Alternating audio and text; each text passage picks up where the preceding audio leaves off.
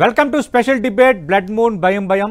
నేడే సంపూర్ణ చంద్రగ్రహణం. అయితే చంద్రగ్రహణానికి బ్లడ్ మూన్కి లింక్ ఏంటి? గ్రహణం రోజున ఆలయాలను ఎందుకు మూసేస్తారు? గ్రహణం రోజున పిల్లలు పుడితే అరిష్టమా? సిజేరియన్ ఆపరేషన్స్ వాయిదాకు కారణం ఏంటి? ఈ టాపిక్ పై మనతో మాట్లాడడానికి ప్రస్తుతం 10 టీవీ స్టూడియోలో ఉన్నారు ప్రముఖ జ్యోతిష్య వాస్తు పండితులు బ్రహ్మశ్రీ డాక్టర్ నాయకంటి మల్లికార్జున శర్మ గారు.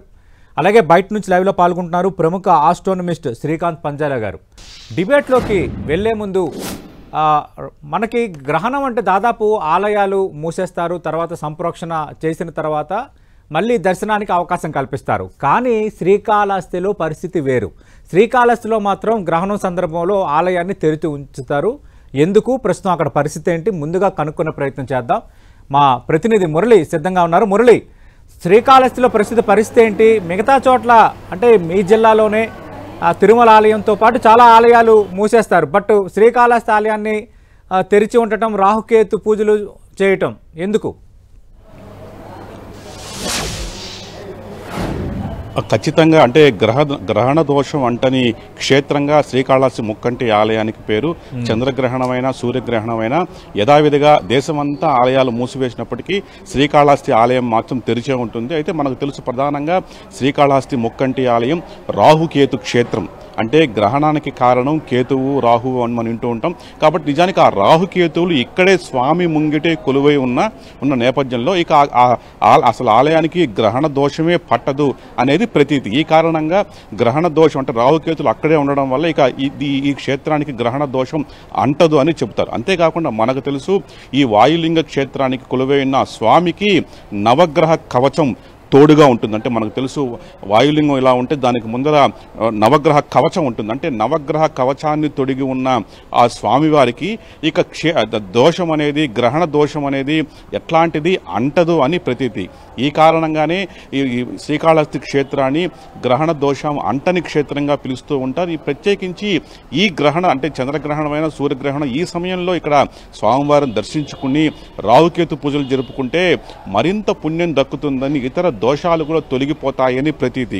ఈ నేపథ్యంలో ఉదయం నుంచి కూడా కాళహస్తి ఆలయం భక్తులతో కిక్కిరిసిపోయి ఉంది. అయితే యథావిధిగా అంటే నార్మల్ రోజుల్లో ఎలా ఉంటుందో ఆలయాలు తెరిచే విషయంలో అలాగే రాత్రి 9 వరకు కూడా ఆలయం యథావిధి తెరిచి ఉంటారు. రాత్రి 9 తర్వాత ఆలయాన్ని మూసివేస్తారు. అయితే ప్రత్యేకంగా గ్రహణ సమయంలో ప్రత్యేక అభిషేకాలు చేయనున్న నేపథ్యంలో తిరిగి రాత్రి 11 గంటలకు ఆలయాన్ని మళ్ళీ తెరుస్తారు. ఆలయం లోపల ప్రత్యేక గ్రహణ కాల అభిషేకాలు అట్లాగే శాంతి పూజలు నిర్వహిస్తారు. అయితే ఆ సమయంలో భక్తులు ఎవరికి కూడా అనుమతి ఉండదు. కేవలం ఆలయం లోపల ఆలయ అర్చకులు మాత్రం ఈ గ్రహణ కాల అభిషేకాలు నిర్వహిస్తారు.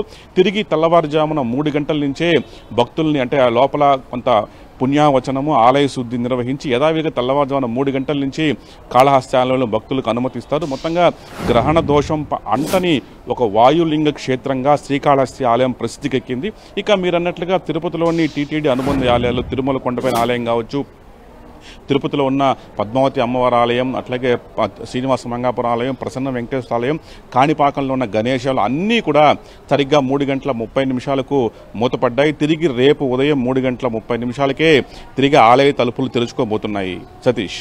Right Murali, right.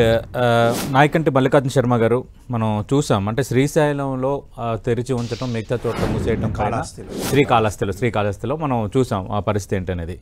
అసలు అంటే గ్రహణం రోజున ఎందుకు ఇవన్నీ అంటే ఆలయాలు మూసేయటం, తర్వాత ఈ సమయం నుంచి ఈ సమయం వరకు ఏమీ ముట్టకూడదు, ఏమీ తినకూడదు, ఇలాంటివన్నీ ఎందుకు వచ్చినట్టు?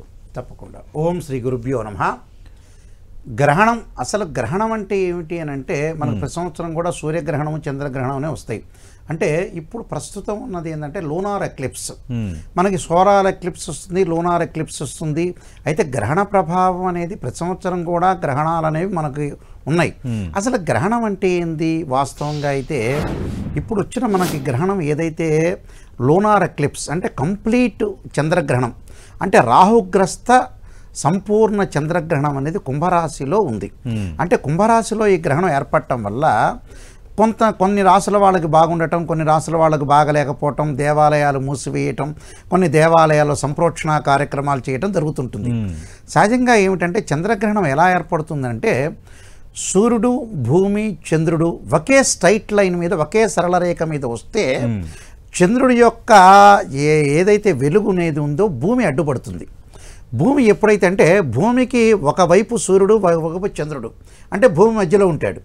అంటే భూమి మీద ఏమవుతుందంటే భూమి అడ్డు రావటం వల్ల చంద్రుడి యొక్క కాంతి అనేది పడదు అని అర్థం. అంటే దాన్నే మనం సంపూర్ణ చంద్రగ్రహణం అంటారు. అంటే ఒకే స్ట్రైట్ లైన్ మీద ఉండి చంద్రుడు రాహు దగ్గర కానీ కేతువు దగ్గర కానీ ఉంటే దాన్ని మనం చంద్రగ్రహణం అంటాం.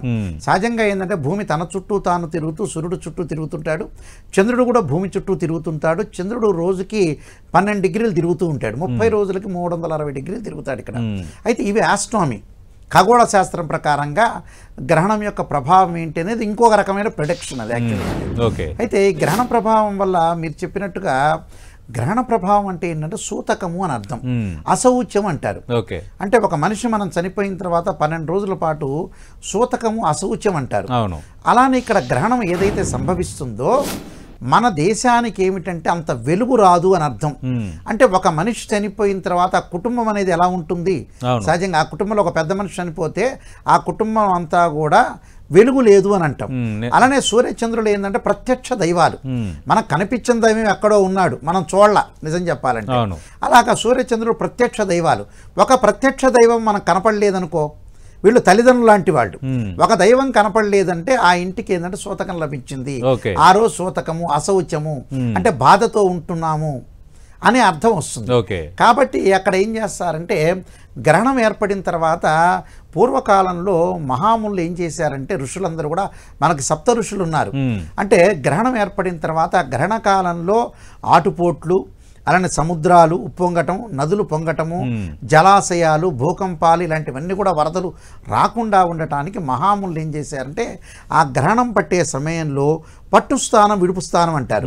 ఆ పట్టేటప్పుడు విడిచేటప్పుడు మధ్యకాలంలో భగవంతుడి యొక్క ఆరాధన చేయమంటాడు. భగవంతుడి యొక్క ఆరాధన చేయటం వల్ల రాజ్యాలు బాగుంటాయని, సంతానం కలుగుతుందని, వివాహం కలుగుతుందని, రాజ్యాలు సుభిక్షంగా ఉంటాయి, పంటలు కూడా సుభిక్షంగా ఉంటాయనే ఉద్దేశంతో ఏం చేశారంటే ఆ సమయంలో జపం చేయండి, భగవంతుడి యొక్క ఆరాధన చేయండి అని శాస్త్రంలో చెప్పారు. నిజం చెప్పాలంటే అలాగా శాస్త్రంలో ఏదైతే తత్పురుషా విద్యే మహాదేవాయ ధీమహే తన్నో రుద్ర ప్రచోదయాత్ అనే మంత్రాన్ని, ఓం నమః శివాయ అని, అలానే ఏదైతే విష్ణు మంత్రాన్ని కానీ ఇవన్నీ భగవంతుడి యొక్క ధ్యానం చేయండి. ఆ ధ్యానం చేయటం వల్ల రాజ్యాలన్నీ కూడా బాగుంటాయి, పంటలన్నీ కూడా సుభిక్షంగా ఉంటాయి. ఏ ఆపద రాకుండా, కాలానికి ఆపద రాకుండా, దేశానికి ఆపద రాకుండా రక్షించేవాడు ఎవరు అంటే భగవంతుడే. ఆ చంద్రుడికి వచ్చిన ఏదైతే సూతక దోషం అనేది ఉంటుందో ఆ దోషం ప్రజలకు అంటకుండా ఉండటానికి భగవంతుడి యొక్క ఆరాధన చేయమన్నాడు. మిగతా అంశాలు కూడా మాట్లాడదాం.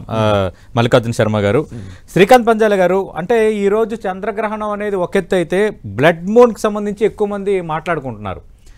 అంటే మామూలుగా చంద్రుడిని నార్మల్ టైంలో చూస్తేనే చాలా అద్భుతంగా కనబడతారు, అలాగే ఎరుపు వర్ణంలో కనిపించడం అంటే ఒక ఎక్స్ట్రీమ్ లెవెలే. ఎందుకు బ్లడ్ మూన్ అనే అంటున్నారు, ఎందుకు ఎరుపు రంగులో కనిపించడానికి ఎందుకు కారణం ఏంటి? సో మనం చూస్తే కనుక యాక్చువల్ గా చంద్రునికి తన ఓన్ లైట్ ఉండదండి, అంటే స్వయం కాంతి ఉండదు. ప్లానెట్స్ కి, గ్రహాలకు కూడా ఉండదు.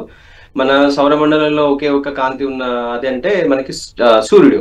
సో ఇప్పుడు మన సూర్యుడు, భూమి, చంద్రుడు. సో భూమి చుట్టూ చంద్రుడు తిరుగుతుంటాడు. సో ఉదాహరణకి చంద్రుడికి ఇలా వచ్చి ఇక్కడ ఉన్నప్పుడు ఇటు సైడ్ లైట్ పడుతుంది, హాఫ్ మూన్ కనబడుతుంది. ఇక్కడ ఉన్నప్పుడు కూడా ఈ హాఫ్ కనబడుతుంది. అలాగే ఇప్పుడు ఆ సూర్యునికి ఎదురుగా అంటే ఇలా ఉన్నప్పుడు చూస్తే కనుక అంటే బ్యాక్ సైడ్, చంద్రుడి బ్యాక్ సైడ్ లైట్ పడుతుంది, ఫ్రంట్ సైడ్ కనబడదు, అని మన అమావాస్య అంటాము.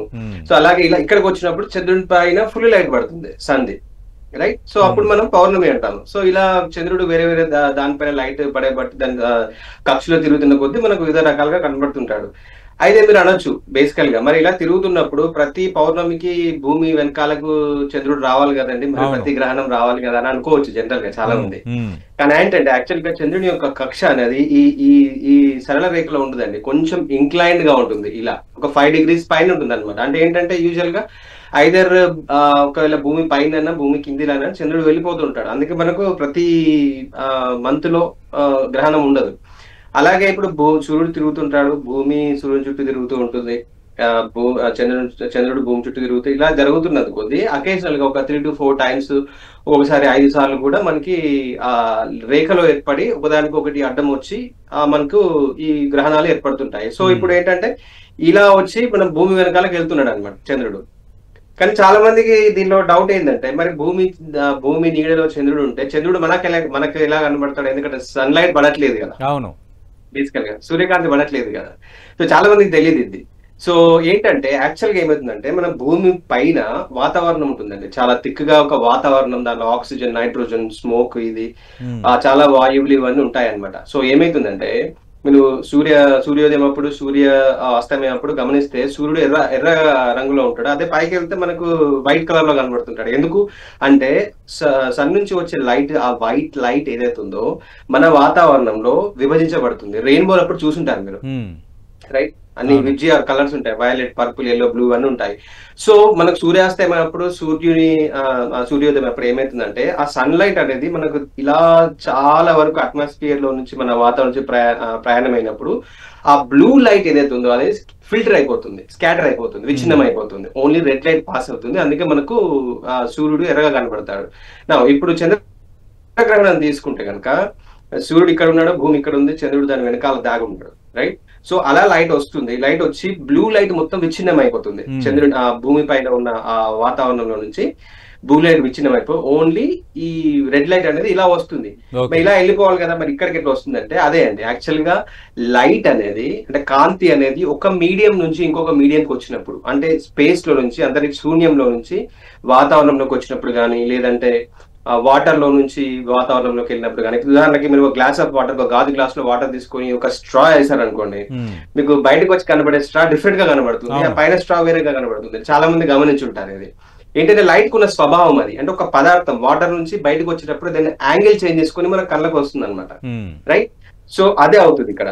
ఆ బ్లూ సన్ నుంచి, సూర్యుడి నుంచి వచ్చే కాంతి మన వాతావరణంలో విభజించబడి బ్లూ లైట్ విచ్ఛిన్నం అయిపోయి ఓన్లీ రెడ్ లైట్ అనేది ఇలా వచ్చి ఆ సాంద్రత, చాలా ఎక్కువ సాంద్రత ఉన్న వాతావరణంలో ఇలా బెండ్ అయిపోయి వండర్ఫుల్ గా మన చంద్రుని దగ్గరికి వెళ్ళి ఇలా పెయింట్ వేసినట్టు ఆ రెడ్ కలర్ లైట్ కనబడుతుంది. సో అది డిపెండ్స్, అది ఎంత రెడ్ గా కనబడుతుంది అనేది ఆ లోకల్ వాతావరణంలో, లోకల్ గా ఎక్కడ అంటే మనకి వివిధ ప్లేసెస్ లలో వాతావరణం డిఫరెంట్ గా ఉంటుంది. ఒక దగ్గర వాయువులు ఎక్కువ ఉంటాయి, ఒక దగ్గర ఆక్సిజన్ మాలిక్యూల్స్, నీటి వాళ్ళు ఇవి ఎక్కువ ఉంటాయి.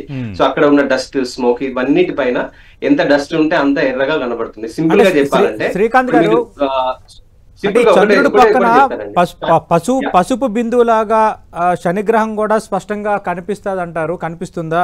ఒకటి. రెండోది, ఇదే రోజు కొంచెం నీలం పచ్చ రంగులో నెప్ట్యూన్ గ్రహం కూడా ఆకాశంలో కనిపిస్తుంది అంటారు. అంటే ఈ మూడు కనిపించడం ఖగోళ అద్భుతంగా అనుకోవచ్చా? అట్లే అంటే జనరల్ గా ఇవి అలైన్ అయితే ఉంటాయండి. బేసికల్ గా మీరు మన సూర్యుని చుట్టూ గ్రహాలన్నీ తిరిగే కొద్దీ అవి వివిధ ప్లేసెస్ లో వివిధ రకాలుగా అవి ఎప్పుడు మనకు కనబడుతూనే ఉంటాయి. వివిధ మంత్స్ లో వేరే నెలల్లో వేరే ప్లానెట్స్ కనబడుతూనే ఉంటాయి. కాకపోతే ఇప్పుడు ఏంటంటే చంద్రుని యొక్క లైట్ ఏదైతే ఉంటుందో అది మిగతా నక్షత్రాలను, గ్రహాలను చూడడానికి యూజువల్ గా అడ్డుకుంటుంది అనమాట. ఫుల్ మూన్ అప్పుడు, పౌర్ణమి అప్పుడు చాలా దాని లైట్ చాలా బ్రైట్ గా ఉంటుంది. ఆ బ్యాక్గ్రౌండ్ లో ఉన్న స్టార్స్ కానీ, ప్లానెట్స్ కానీ చాలా కనిపించవు. కాకపోతే ఇప్పుడు ఏంటంటే ఆ భూమి నీడలోకి వచ్చిన తర్వాత మిగతా అన్ని హైలైట్ అయిపోతాయి అనమాట. సో మీకు అర్థమై ఉంటుంది దాని వెనకాల ఎక్స్ప్లెనేషన్ అనేది.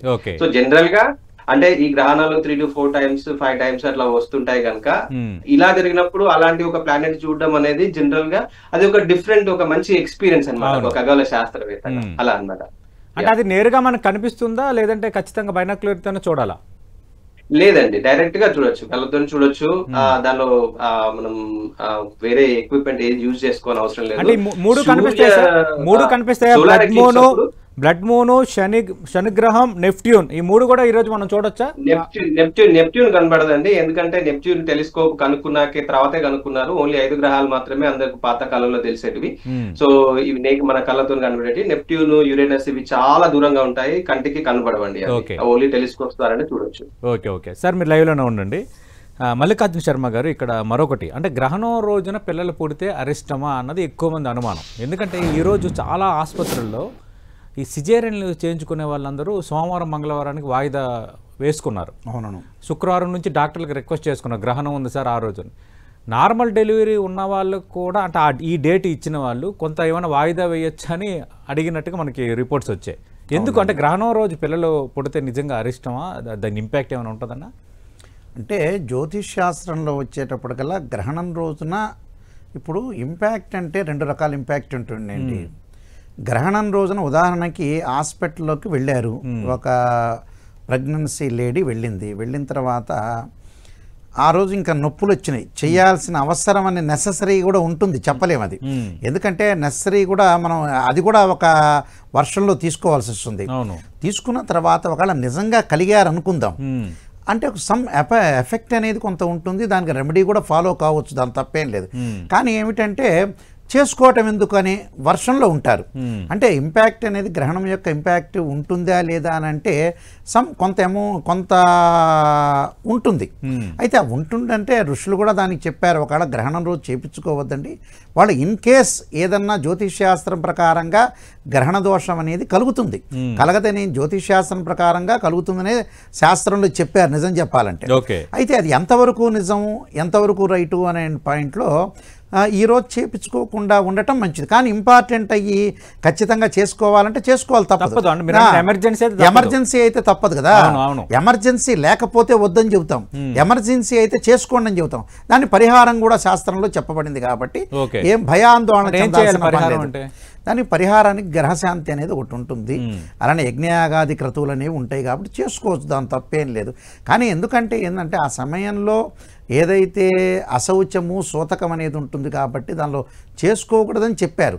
ఎమర్జెన్సీ అయిందనుకోండి, నిజంగా సైంటిఫిక్ పరంగా మనం వెళ్ళామనుకోండి, ఆస్ట్రాలజీ ఇటు సైంటిఫిక్ పరంగా చేసుకోవాలంటే ఒకళ్ళు ఎమర్జెన్సీ అయితే చేసుకోవాల్సిన అవసరం అనేది ఉంటుంది. ఇప్పుడు నేను కూడా సైన్స్ స్టూడెంట్నే, ఎంఎస్సీ మ్యాథమెటిక్స్. అయితే సైన్స్ స్టూడెంట్గా నేను చెప్పదలుచుకున్నా, ఆస్ట్రాలజర్ చెప్పదలుచుకున్నా చేసుకోండి, ఇంపార్టెంట్ అయితే తప్పదు. దానికి పరిహారం మళ్ళీ ఉంటుంది, ప్రాబ్లం ఏం లేదు అక్కడ. అంటే భయభ్రాంతులు చెందాల్సిన పని లేదు అక్కడ. బృహత్పరాశర హోరాశాస్త్రంలో గ్రహణ సమయంలో పుడితే దానికి శాంతి అనేది చెప్పారు. శాంతి ఉంది కాబట్టి భయభ్రాంతులు టెన్షన్ పడాల్సిన పని లేదు. టెన్షన్ అనేది దేనికి టెన్షన్ పడకూడదు, ప్రశాంతంగా ఉండటం ఇంపార్టెంట్. ఓకే శ్రీకాంత్ గారు, మనం చిన్నప్పుడు అంటే మేము కూడా చిన్నప్పుడు గ్రహణాన్ని నేరుగా చూడకూడదు అంటూ ఇళ్లలో నాకు కూడా బాగా గుర్తుంది, మిద్దె పైన అద్దం ఒకటి పెట్టుకొని అద్దంలో చూసేవాళ్ళం.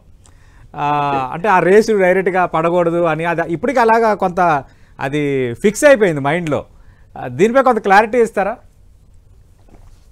సో బేసికల్ గా ఏంటంటే అంటే ఈ 2 రకాల ఎక్లిప్సెస్ కదండి గ్రహణాలు, ఒకటి సూర్యగ్రహణం ఒకటి చంద్రగ్రహణం. సూర్యగ్రహణం అప్పుడు ఏంటంటే భూమికి సూర్యునికి మధ్యలో చంద్రుడు వస్తాడు అనమాట, రైట్. సో చంద్రుడు వచ్చి సంపూర్ణ సూర్యగ్రహణం ఏర్పడినప్పుడు సూర్యుడు మొత్తం బ్లాక్ అయిపోతుంది. సో జనరల్ గా ఏంటంటే సూర్యకిరణాలలో చాలా యూవీ రేస్, అల్ట్రావైలెట్ రేస్ మన రెటీనాను డ్యామేజ్ చేస్తాయి. జనరల్ గా అందుకే మనం సూర్యుని డైరెక్ట్ గా చూడలేము, బేసికల్ గా చూసినప్పుడే డ్యామేజ్ అయిపోతుంది, ఐస్ చాలా డ్యామేజ్ అయిపోతాయి. సో ఏంటంటే ఈ సూర్యగ్రహణం అప్పుడు కాకపోతే ఏమైతుందంటే ఆ సగం సూర్యుడిని చంద్రుడు బ్లాక్ చేసినప్పుడు ఏంటంటే మనం క్యూరియాసిటీతో కానీ జనరల్ గా సూర్యుని చుట్టూ ఆ గ్రహణం చుట్టూ చూస్తుంటాము. కాకపోతే ఏమైతుందంటే ఆ రిమైనింగ్ ఏదైతే హాఫ్ నుంచి వచ్చే ఆ కాంతి కిరణాలు ఏదైతే ఉన్నాయో అవి రెటీనా డ్యామేజ్ చేస్తాయి 100%. సో సూర్యగ్రహణాన్ని 100% కళ్ళతో చూడొద్దు బేసికల్, ఎందుకంటే యూవీ రేస్ డ్యామేజ్ చేస్తాయి. ఎందుకంటే మన ఐస్ ఏంటంటే ఏదైనా సూర్యునికి అడ్డం లేనప్పుడు దానంతటా అది క్లోజ్ చేసుకుని ప్రొటెక్ట్ చేసుకుంటాయి. గ్రహణాలప్పుడు ఏంటంటే మనకు తెలియకుండానే ఆ కిరణాలు మనం ఎంటర్ అయిపోతాయి అనమాట, ఎందుకంటే క్యూరియాసిటీతో చూస్తాం కాబట్టి. అదే చంద్రగ్రహణంలో ఇలాంటి రేస్ ఏవి ఉండవు, ఎందుకంటే అది సింపుల్ గా అర్త్ షాడోలో వస్తుంది కాబట్టి ఆ వండర్ఫుల్ సన్ రేస్ అనేటివి బెండ్ అయిపోయి చంద్రుడికి ఒక పెయింట్ వేసిన లాగా ఒక క్రిమ్సన్ కలర్ లో ఆ కలర్ లో మనకు బ్లడ్ మూన్ అందుకే అంటారు, ఆ పేరు వచ్చింది అనమాట, బ్లడ్ కలర్ లో ఉంటుంది కాబట్టి అట్లా దాని నేమ్ వచ్చింది. కానీ సైంటిఫిక్ టర్మ్ కాదు అది. సో అలా చూడొచ్చు అనమాట. సో కాంతి కిరణాలు, హార్మ్ఫుల్ రేడియేషన్ ఇదంతా నాన్ సైంటిఫిక్ ఇదండి. సో అదంతా నమ్మాల్సిన పని లేదు, హ్యాపీగా చూడొచ్చు అండి, దానిలో ఇబ్బంది ఏం లేదు. అంటే శ్రీకాంత్ గారు, ఈ బ్లడ్ మూన్ ఏ సమయం నుంచి ఏ సమయంలో చూడొచ్చు సార్ ఈ రోజు? అంటే ఇప్పుడు ఏంటంటే ఇప్పుడు మీరు గమనించాల్సింది ఏంటంటే ఇప్పుడు సూర్యుడు ఉన్నాడు, భూమి ఉంది, దాని వెనకాల చంద్రుడు ఉంది, రైట్. సో ఇప్పుడు మీరు వెనకాల చంద్రుడి ప్లేస్ లో మీరు నిలబడ్డారు అనుకోండి, బేసికల్ గా మీరు నిలబడ్డారు, కొంచెం కిందికి వస్తే ఎగ్జాక్ట్లీ మీరు సన్ మొత్తం బ్లాక్ అయిపోతుంది, రైట్. అదే కొంచెం పైకి వెళ్తే కనుక సన్ కొంచెం కనబడి హాఫ్ కనబడి మొత్తం ఫుల్ కనబడిపోతుంది. సో ఆ ఫేజ్ ని పార్షియల్ అంటే పాక్షికంగా దశ అటు ఇటు ఉంటుంది. సో ఇలా ఎంటర్ అయ్యి ఇలా ఫుల్ గా షాడో వచ్చేసి ఇలా కొంచెం కొంచెం మళ్ళీ వస్తుంది. ఇక్కడ దీన్ని పాక్షికం అంటారు, ఇక్కడ ఫుల్ గా అంటారు. సో సుమారు ఈ పాక్షికంగా ఎంటర్ అయ్యే దగ్గర నుంచి మొత్తం అయిపోయే వరకు సుమారు 5 గంటల 20 నిమిషాలు ఏమో ఉందండి టోటల్ గా. కానీ ఎగ్జాక్ట్లీ షాడో కంప్లీట్ గా రెడ్ ఆ సంపూర్ణ చంద్రగ్రహణం ఎప్పుడంటే 11 గంటల నైట్ 11 గంటల నుంచి 82 నిమిషాలు ఏమో ఉందండి, అంటే 12 గంటల 22 నిమిషాల వరకు ఉంది. సో ఆ టైంలో వండర్ఫుల్ గా మీరు ఈ ఫేస్ ని చూడొచ్చు. ఓకే, అండ్ ప్రధానంగా మనకు తెలుగు రాష్ట్రాల్లో స్పష్టంగా కనిపిస్తుందా? ఎస్ అండి, క్లౌడ్స్ ఉండొద్దు ఆబ్వియస్ గా. మనకి ఏంటంటే ఇది రైనీ సీజన్ కదా, వర్షాకాలం కాబట్టి క్లౌడ్స్ లేకపోతే చంద్రుడు వండర్ఫుల్ గా మీకు ఆ క్రిమ్సన్ రెడ్ కలర్ లో బ్లడ్ మూన్ అనేది వండర్ఫుల్ గా మీరు ఎంజాయ్ చేయొచ్చు. ఓకే ఓకే, మల్లికార్జున శర్మ గారు, అంటే ఈ సమయంలో గరిక ప్రస్తావన ఎక్కువ మంది తెస్తారు. ఎందుకు అసలు గరికను దర్భా అని కూడా అంటాం? అవునను. ఇక్కడ ఇందాక చెప్పినట్టుగా మనకి గ్రహణం అనేది సంపూర్ణ గ్రహణం అనేది 11 గంటల నుంచి 12 గంటల 22 నిమిషాల వరకు ఉంటుంది. అంటే ఏదైతే 9 గంటల 56 నిమిషాల నుంచి ప్రారంభమైన 3 గంటల 50 నిమిషాల వరకు ఉన్నా కూడా కంప్లీట్ 11 గంటల నుంచి 12 గంటల 22 నిమిషాల వరకు ఉంటుంది. అంటే 82 నిమిషాల పాటు సంపూర్ణంగా చంద్రగ్రహణం అనేది ఉంటుంది. అంటే భారత ప్రభుత్వ ఆమోద గణిత ప్రకారంగా పూర్వాభాద్ర నక్షత్రంలో కుంభరాశిలో గ్రహణం ఏర్పడుతుంటుంది. అయితే ఇక్కడ గరికకి ఎలా ఉంటుందనంటే ఒక రేడియేషన్ ఎఫెక్ట్ అనేది ఒకటి ఉంటుంది. అంటే మన ఇంట్లో పచ్చళ్ళు ఇవన్నీ కూడా ఉంటాయి యాక్చువల్గా. అయితే అంటే పూర్వకాలంలో ఇప్పుడు రెడీమేడ్గా ఉన్నాయి, అది వరకు రోజులు ఆవకాయ ఇవన్నీ పెట్టుకునేవాళ్ళు. కానీ సహజంగా ఎప్పుడప్పుడు రోటీ పచ్చళ్ళని కొత్త చేసుకునేవాళ్ళు, అది వరకు చేసుకునేవాళ్ళు. అంటే రోకళ్ళు అనేవాళ్ళు ఇప్పుడు రోటీ పచ్చడి అంటున్నారు. సహజంగా మారిపోతుంది, అంటే పదజాలం మారిపోతూ వచ్చింది సిస్టంలో. అయితే దర్భ అనేది వేస్తారు. దర్భ ఏమిటి అని అంటే అశౌచము ఏదైతే ఉంటుందో గ్రహణం పట్టినప్పుడు ఏంటంటే సూతకము అని అంటారు. సూతకం అంటే ఏంటంటే కాలానికి సూతకం పట్టినట్టు, అశౌచం అని అర్థం. అంటే శుచి లేని కాలము అని అర్థం. ఈ శుచి లేని కాలంలో ఏదైతే దర్భ మీద పెడతారో, ఏదైతే ఆ గ్రహణం యొక్క ఎఫెక్ట్ అంటే గ్రహణం యొక్క రేస్ అనేవి దాని మీద పడకుండా ఇది అడ్డుపడుతుంది అని అర్థం. అంటే మనం అల్ట్రావైలెట్ రేస్ అంటాం కదా, ఆ రేస్ ఏదైతే ఉంటుందో గ్రహణానికి సంబంధించిన సూతకపు రేస్, అంటే ఏదైతే చెడు రేస్ అనేవి వస్తాయో ఆ రేస్ అనేది ఆ పచ్చళ్ళు పాడైపోకుండా, బూజు పట్టకుండా, ఎలాంటి పట్టకుండా దర్భను పెట్టడం వల్ల అవన్నీ కూడా పాడైపోవనే ఉద్దేశంతో ఆ దర్భని, ఎందుకంటే దేవుడికి సంబంధించింది యాక్చువల్గా దర్భ, మన పితృ కార్యక్రమాల్లో వాడుతూ ఉంటాం. ఆ దర్భను అలా పెట్టడం వల్ల ఏమవుతుందంటే ఏ చెడు రేసు పడకుండా ఆ గడ్డి అంటే దర్భ అంటారు, ఆ దర్భని మనం వాడటం వల్ల అప్పుడు మనకేంటంటే ఏ చెడు కూడా పడకుండా ఉండటానికి అలాగా వాడే అవకాశాలు ఖచ్చితంగా ఉంటాయి. పురాతన రోజుల్లో ఋషులంతా కూడా ఇవన్నీ కూడా శాస్త్రపరంగా చెప్పారు యాక్చువల్గా. Okay okay, thank you Mallikarjuna Sharma గారు. ఖచ్చితంగా థ్యాంక్ యూ శ్రీకాంత్ గారు. చంద్రగ్రహణంలో ప్రధానంగా 11 గంటల నుంచి 12 గంటల 22 నిమిషాలు, ఆ 82 నిమిషాల్లో బ్లడ్ మూన్ అంటే చంద్రుడు ఎర్రగా కనిపించే అవకాశం ఉంది. అలాగే శని, నెప్ట్యూన్ గ్రహాలు కూడా చూసే ఛాన్స్ ఉంది. కాబట్టి ఏమాత్రం సంకోచం లేకుండా నేరుగా చూడొచ్చని శాస్త్రవేత్తలు చెప్తున్నారు. కానీ ముందు నుంచి పురాణాల ప్రకారం కానీ లేదంటే కుటుంబ పరంగా కానీ ఆచారాలు పాటిస్తున్న వాళ్ళు ఆచారాలు పాటించాలి. ఎందుకు పాటించాలో మల్లికార్జున శర్మ గారు సోదాహరంగా మనకి వివరించారు. అందుకు ఈరోజు గ్రహణం అటు మన ఆచారాలను నిలబెట్టే క్రమంలో అదొక అంశం. 2, మనకి వీణులు విందైన క్షణాన్ని మనం చూడటం అనేది ఎప్పుడో జరుగుతుంది. కాబట్టి ఖచ్చితంగా అందరూ వీక్షించండి. మబ్బులు లేకపోతే కనుక 2 తెలుగు రాష్ట్రాల్లో చాలా అద్భుతంగా ఈ దృశ్యం ఆవిష్కృతం కాబోతుంది. కాబట్టి ఎవరు మిస్ కావద్దు. థ్యాంక్ యూ మల్లికార్జున శర్మ గారు, థ్యాంక్ యూ శ్రీకాంత్ గారు. ఇది చంద్రగ్రహణంపై 10 టీవీ స్పెషల్ డిబేట్.